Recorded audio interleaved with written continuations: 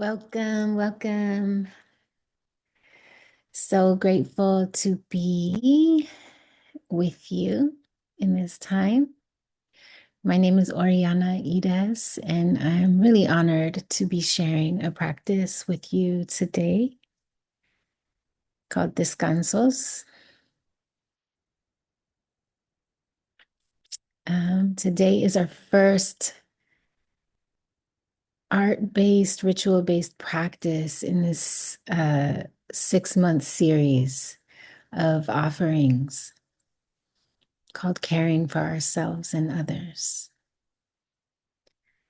It's part of a body of work that really honors and supports self-attuning for care providers.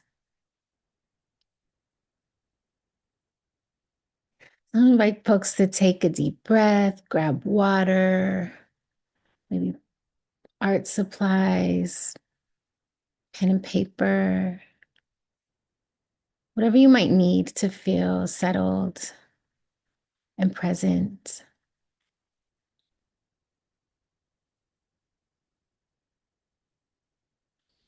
I'll be sharing a quote at the beginning of each session. It's quote. There'll be many quotes throughout the offering, but this one is something I like to call a mind stretch, which is a soft landing, soft entry point into the content for the day. This series is deeply rooted in the work of Francis Wheeler.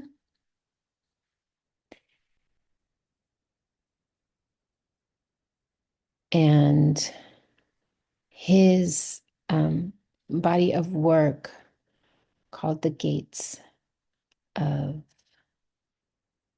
Grief. He writes in relation to our grief that our grief, when cannot be spoken, falls into the shadow and rearises in us as a symptom. So many of us are depressed, anxious, and lonely. We struggle with addictions and find ourselves moving at a breathless pace, trying to keep up with the machinery of culture.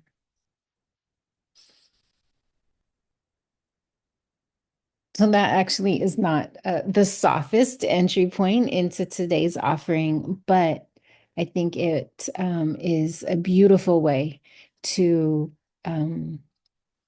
quickly, bravely, boldly name the things that we're up against and the many challenges that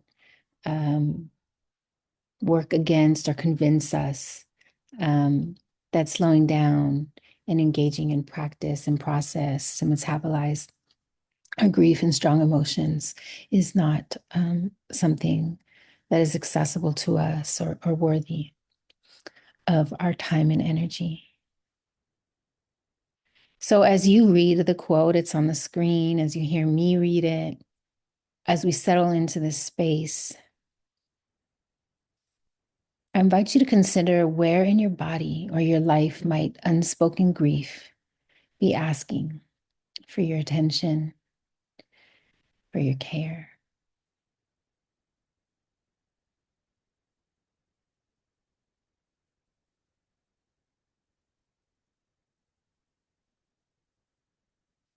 And hold on to that.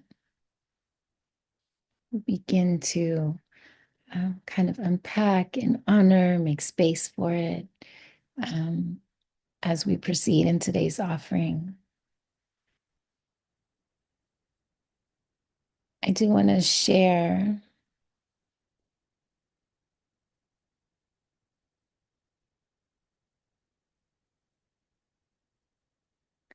that today's offering is made possible through the California Reducing Disparities Project.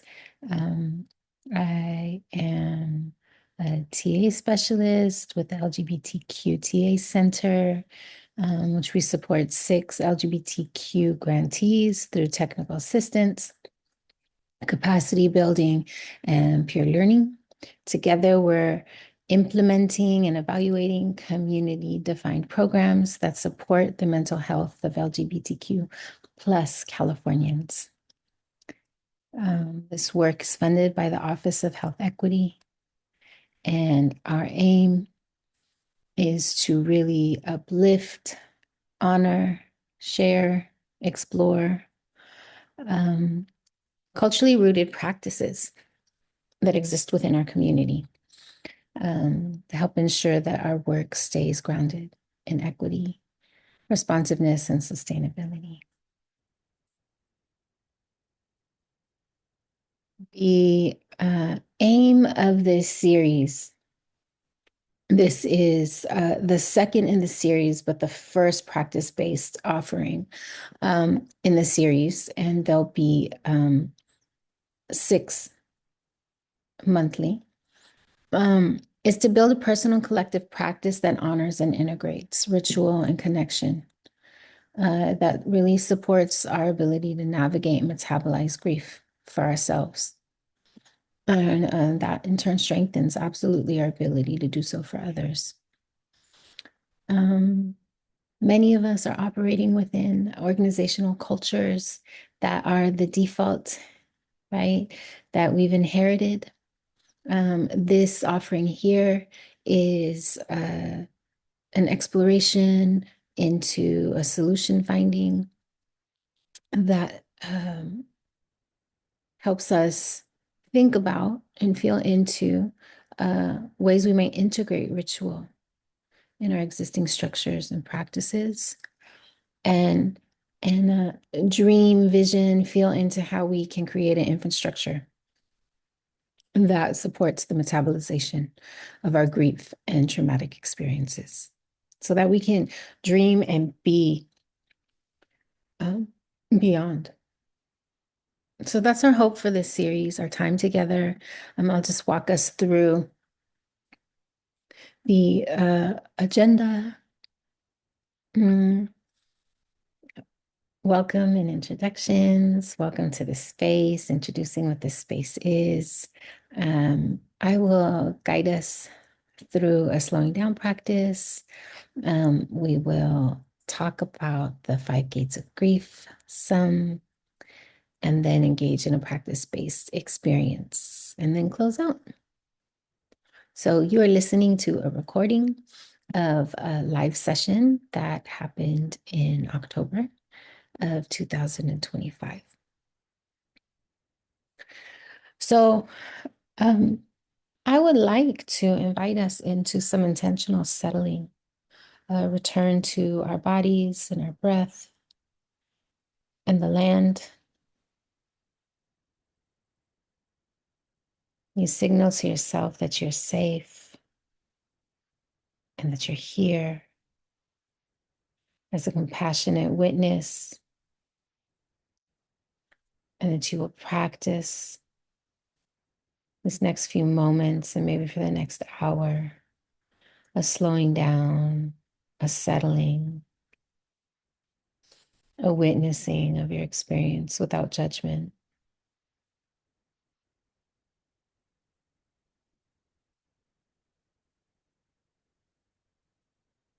Next few moments are an invitation back into our bodies, back towards the land, and a calling forth of our ancestors.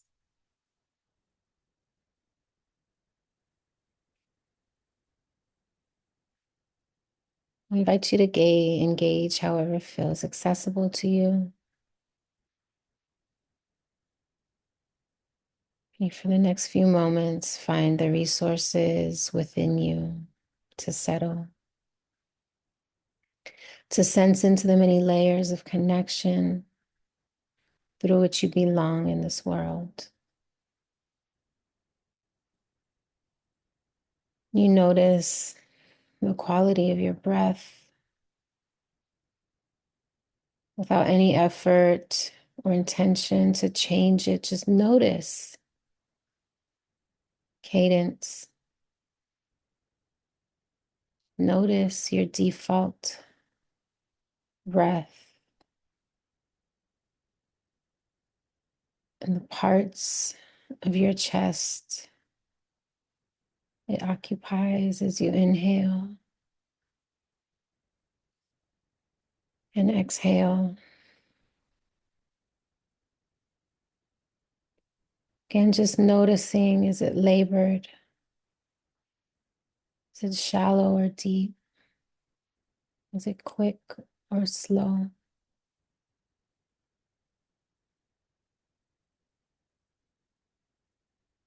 Inviting a body scan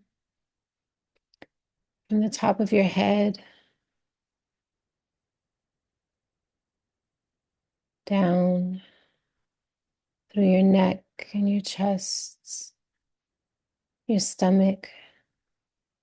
Again, without any effort to change, just noticing the sensations that dwell within you, the temperature, the stagnation, the fluidity, the tension, the neutrality, the temperature, just noticing. And when you've made your way down to your feet, can you take a few more intentional breaths, extending curiosity to anything that came to your awareness through your breath?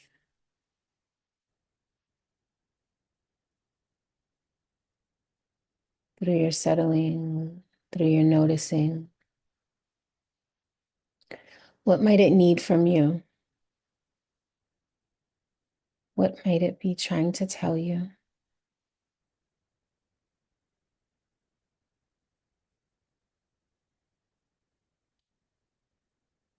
Making your way up through your thighs, your belly, your shoulders, your neck. And with the final few cycles of breath, can you now extend whatever you have capacity to towards the areas within you, the places in your body, the parts of yourself that made itself known to you through sensation, through temperature? Can you soften the tissue around your eyes? Can you unclench your jaw?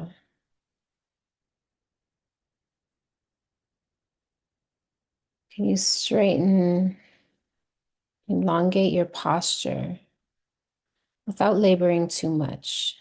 You invite a fuller, deeper, slower breath.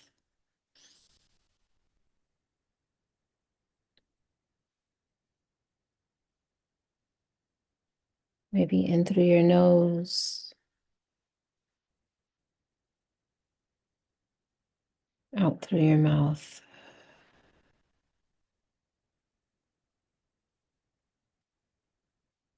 Can you release any tension you're holding in your thighs or your sit bones? Can you deepen your connection to the earth through your feet? Really root your feet in, allow them to get heavy.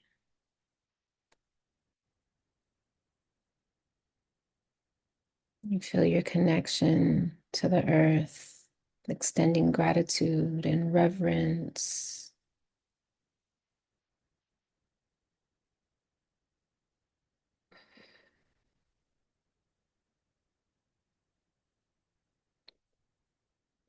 And one more full, deep, long, slow breath.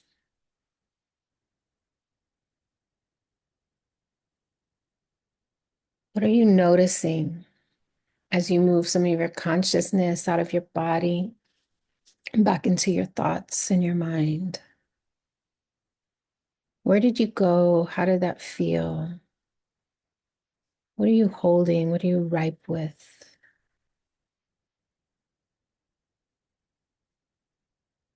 Maybe it was color or sensation or part of your body your awareness kept going to. What information came through you and to you? in that practice? Where did you find some or experience some resistance, discomfort? Also, such good information. Spend some time with.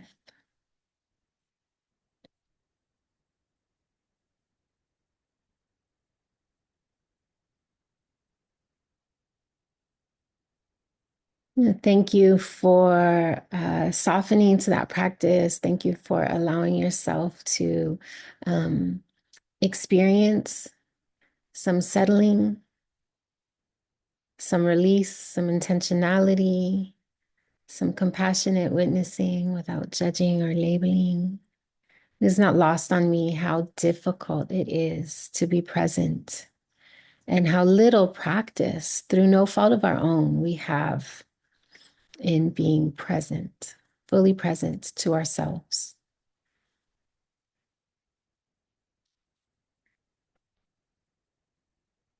This space to mourn, to feel, to be with our strong emotions, to be with our loss and our sadness, um, is really something we have to fight for and create with intention. And there's so many messages, thoughts, and feelings that I think we need to contend with in order to create this space. So I just want to honor and name that. Today's offering in this series, Mourning is the Work, was developed uh, as I was listening to a really beautiful talk by Lama Rod Owens. And he held a space for us in our grief after the initial attacks on Gaza and Palestine. People watched from their phones with no real outlet, not knowing what to do or how to support such immense suffering. And he created this space for us to feel into what it is that was coming up for us. He said that grief is the feeling of overwhelm, and only through acknowledging our helplessness are we able to get to our grief. It's humbling, right? It is a feeling or an array of feelings that really force us to acknowledge how little control we have, how deeply connected we are, right? And that grief is this experience of despair, anger, and sadness, of rage or of numbness. Lama Rod Owen says that grief is our experience as we witness innocent life lost, right? As we witness people doing their absolute best to navigate and exist within implorable conditions and immense oppression and injustice. That grief is a very natural and human response to brutality and injustice. And then he made this distinction. He said that mourning is actually our work. That mourning is an inquiry into how we might begin to develop a relationship with the things that we cannot change. He said that mourning is active, and it is through our creation we're able to access mourning, through art and through ritual and through connection. And that there are these things, right, that cause grief that we cannot physically change, but we can influence them spiritually and energetically through mourning, through practice, through this active nature of engaging, of metabolizing, of feeling, of noticing, of naming, of being in relationship with, right? As opposed to minimizing or downplaying or discounting. right? Which we're socialized to do because feelings around grief, rage, sadness, despair are inconvenient and they slow down our productivity. That's what we're taught, right? That mourning is a practice that keeps our heart open and soft, and it's an invitation back into our body. So, yeah, today I'm sharing with you an art-based practice that was created by my dear comrade and sister, my beloved Dr. Noor Jones-Bey. And it was inspired through her deep love for the book Woman Who Runs with Wolves. And Clarissa Este Pincola. I think that's her name. So Dr. Noor Jones-Bey brings us the practice, and Frances Wheeler brings us the framing. Dr. Not Dr.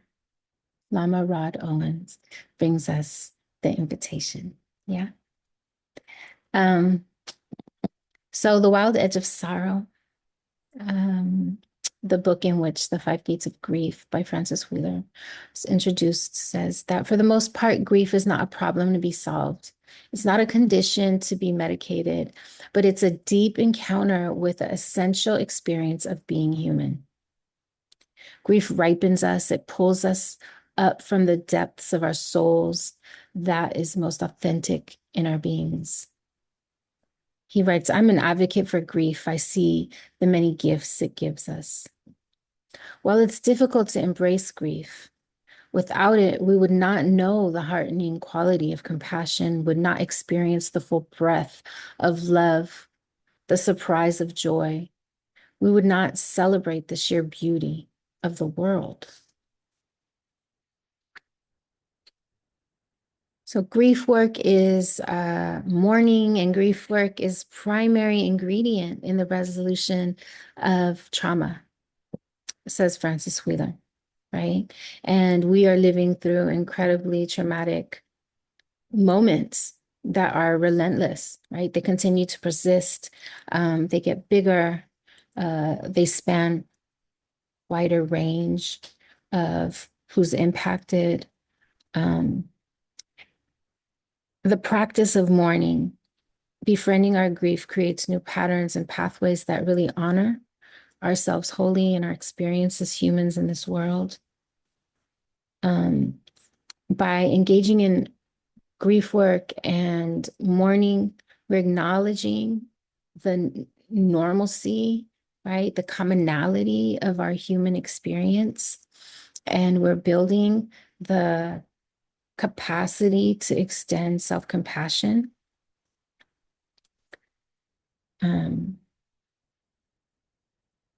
Our emotional brain is working overtime in grief, especially when it is working to like discount or suppress it, right? And so it's constantly reasoning and creating intentional space to process, to mourn, to metabolize, is giving some respite to our emotional brain, right? You're working in tandem with it, as opposed to resisting it, which is exhausting. So Frances Wheeler uplifts these five gates of grief, and I just want to acknowledge that these gates of grief he acknowledges are actually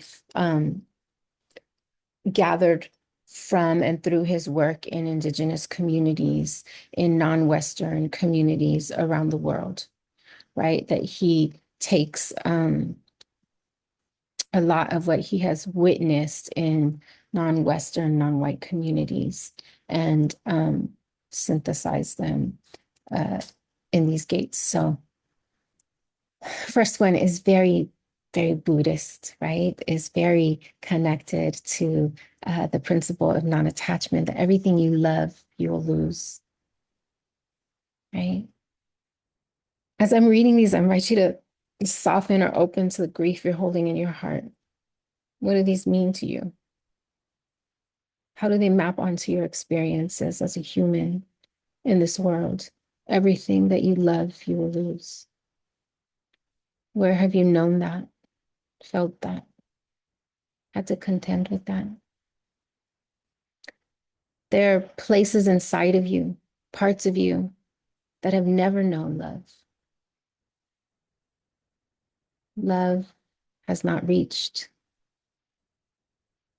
a particular crevice, part, or place within you.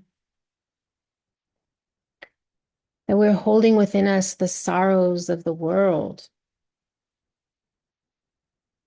I here in Oakland, California, feel for the young people in my community. I feel for people across the country experiencing food instability, experiencing ICE raids, experiencing false criminalization, community violence. Feel for people in Venezuela, for people in Palestine, Sudan, Congo.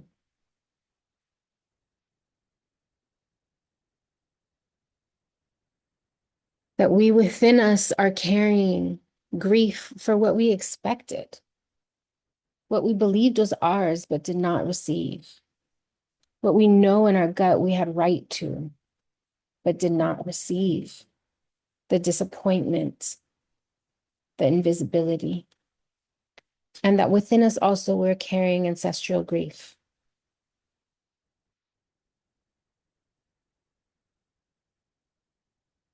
Right? And with that, we're thinking about the impacts of colonization and genocide.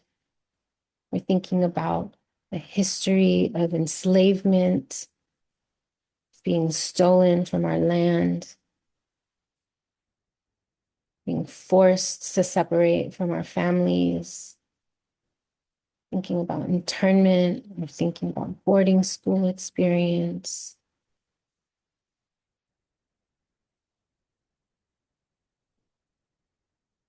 And with that, he speaks not only about the experience of those atrocities and harms being done to you, but also the grief of being a perpetrator of those harms, the grief of having ancestry and connection through your lineage to people, a people that caused those harms. So these are the 5 gates of grief. What comes up for you as I talk about them, as you read them? Many of us are taught, told, allowed to only experience fully, and maybe not even fully, like grief or loss when it is the big G, which is the death of a person. But what's so beautiful about Francis Wheeler's work is that it allows for nuance and it acknowledges the ways in which loss comes in so many different forms. Not just death, relationships, plans, expectations, identity, finances, sense of normalcy, safety, belonging, dignity, health. How do these map onto your experience? How do they differ? Where do you feel some curiosity? The first gate of grief is the one we're exploring today through a practice, and that's everything we love, we will lose. This gate of grief describes the universal truth of impermanence, right? That all things, from loved ones to personal dreams to the way of life, um, will inevitably at some point or in some way change or be lost. And that actually is the price of love, right? To be willing or open yourself up to experiencing its loss. This gate is really about confronting or acknowledging the profound experience of sorrow that comes with um, recognizing everything can be lost. Losing someone or something we love, he speaks to as loss of those who depart this earth before us, parents, spouse, children, friends, pets, loss of home, places that you've loved, a tree, an environment, part of nature that has fed you, that has sustained you. It's being destroyed. Loss from illness or injury, a skill that you might have had or capacity you once had that you no longer have, and the loss of dream, a life dream.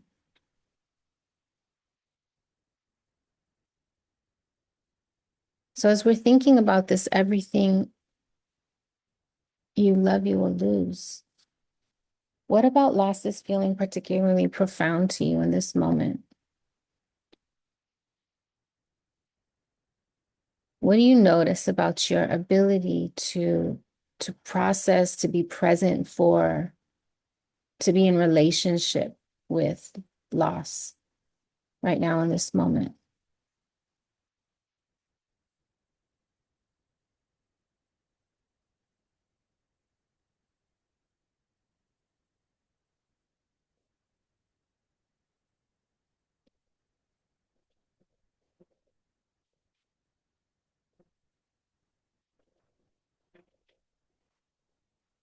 I'm going to continue to kind of explore that question and unpack it and extend it beyond just this moment to our lifetime, which is a lot. So maybe we do it in chunks. Maybe we start now and pick it up later. But again, this practice, Descansos, is a practice that was introduced to me by my dear sister and friend, Dr. Noor Jones Bay. And that is from a woman who runs with wolves, Clarissa Pincola Estes. And Clarissa Pincola Estes says that descansos are symbols that mark death. Okay, and again, we're expanding death beyond life, right? To hold more nuance. Right there, right in that spot, someone's journey in life halted unexpectedly. Something happened there that altered that person's life and the lives of other persons forever. A descanso, a marker, a symbol, right? And so our practice, using these guiding questions, right? Where are the places that must be remembered? You think about, and again, Francis Wheeler, is inviting us to think about beyond our lifetime, right? So for generations, where are the places that must be remembered, must be loved and laid to rest? The practice is to, holding that question, make a timeline of your life on a big sheet of paper, and then marking a cross at the places, starting with infancy, but you can also extend it beyond or further back generations or your parents or grandparents, all the way to the present moment where you've lost parts and pieces of yourself or your life. So that's the practice. That's what we're going to engage in for some time. We're going to map our journey, marking where the roads were not taken, paths that were cut off, ambushes, betrayals, and deaths. Right? So this is adding on some nuance. We're honoring the places that should have been mourned or still need to be mourned. And so you'll make two notes if you can. So again, it's going to be crosses symbolizing these losses with this nuance of roads not taken, paths that were cut off, ambushes, betrayals, and deaths. Thinking particularly around parts, places that you have not been able to extend, honor, or mourn. And then if you can create a symbol or note, forgotten for what you sense but hasn't come to the surface yet. And then forgiven for the things that you, for the most part, have released. So that is the practice. I invite you to press pause on the recording right now and give yourself as much time as you can, as you need to engage in this practice. You can use markers, colors, paint, whatever creative tools you have access to, and or it can just be pencil and paper. Noticing your process, noticing what's coming up for you. Press pause.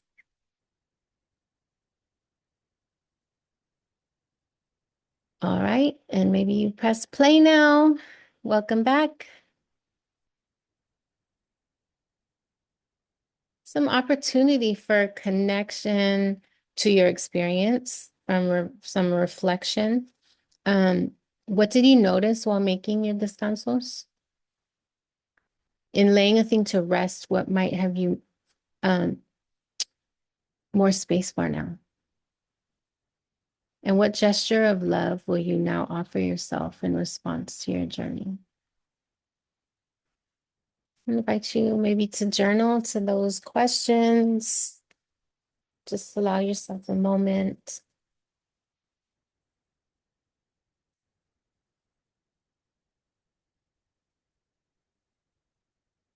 What was that like for you? How did it feel to create, to sit with? Vincola Estes invites, be gentle with yourself and make the descansos, the resting places for the aspects of yourself that were on their way to somewhere but never arrived. Descansos marks the death sites, the dark times, but they also are love notes to your suffering. They're transformative. There's a lot to be said for pinning things to the earth so they don't follow us around. There's a lot to be said for laying them to rest.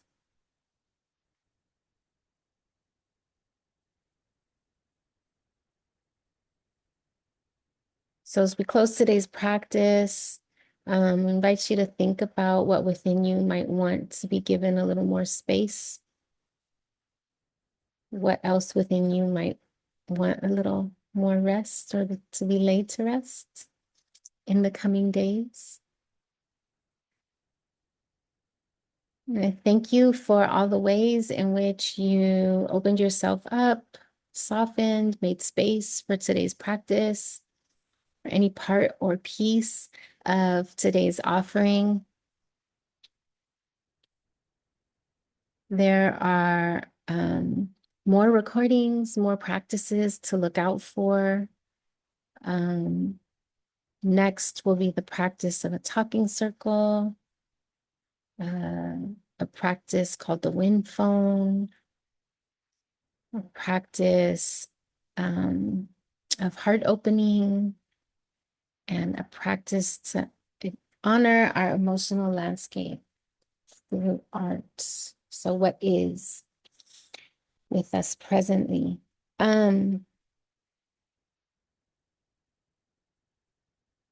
If you could allow yourself just a moment before rushing off to the next thing you have to do.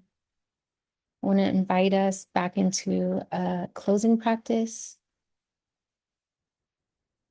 You could find your feet on the ground, invite some length in your spine, broaden your shoulders to create some width. You feel your entire circumference taking up space, arriving in this moment, bringing your hands together at heart center. I invite you to have your hands together, creating warmth and energy, your own vibration. Pick up the pace. And at the top of a full inhale, you're going to slowly bring either palm to either side of your head and slowly feeling the energy created, the warmth, so gentle embrace, the top of an inhale and exhale.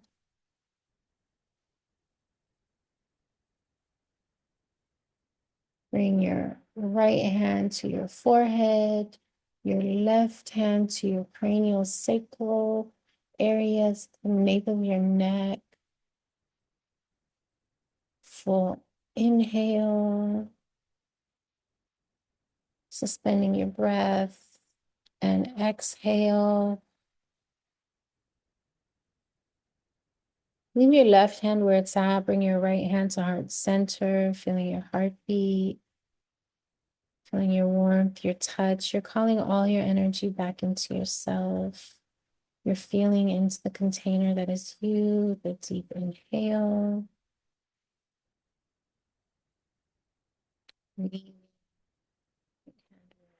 At bringing your left hand at the bottom of an exhale for another deep inhale, bringing your left hand to your sacrum, right below your chest. Full inhale. And a long, slow, deep exhale. Bring your right hand just below your belly button, leaving your left hand where it's at. This is our creative center, maybe our life force. We feel into this energy, can connect to it. Can you grow it? Can you honor it? Give it space. Full deep inhale. And a long, slow, deep exhale out your mouth.